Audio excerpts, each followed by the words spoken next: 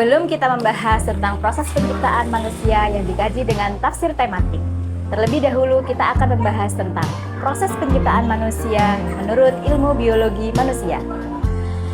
Seperti yang telah kita ketahui bersama, Al-Quran telah ditulis ribuan tahun yang lalu saat ilmu pengetahuan masih sangat terbatas.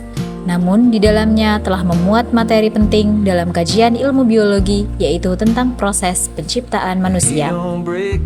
Di antara ribuan ayat yang ada di dalam Al-Quran, beberapa ayat inilah yang secara khusus mencantumkan terkait proses penciptaan manusia, seperti pada Quran Surat Al-Mu'minun ayat 12-14, yang memberikan gambaran bahwa manusia diciptakan dari saripati tanah, kemudian melalui beberapa proses melalui tahapan-tahapan. Yang pertama, menjadikannya sebuah air mani atau nutfah yang tersimpan di dalam rahim. Selanjutnya, nutfah tersebut dijadikan sesuatu yang melekat atau alaqah.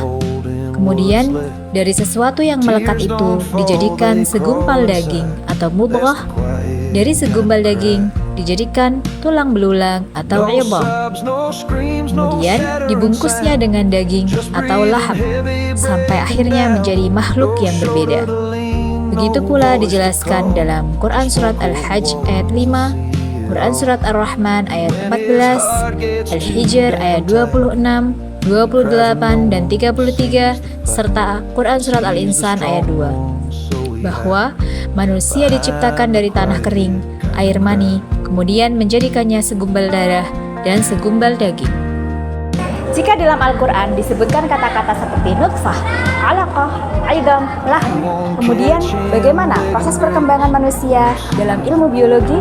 Kemudian, apakah tahapan-tahapan proses perkembangan manusia yang disebutkan dalam Al-Quran yang telah diturunkan ribuan tahun yang lalu, apakah masih tetap relevan dengan berkembangnya ilmu biologi modern atau ilmu kedokteran modern hingga hari ini?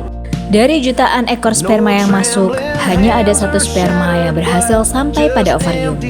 Jika sel telur bertemu dengan sel sperma, maka ia akan bersatu membentuk zigot yang terus berkembang menjadi morula, menjadi blastula dan gastrula, yang selanjutnya melaju pada uterus dan menempel pada dinding rahim.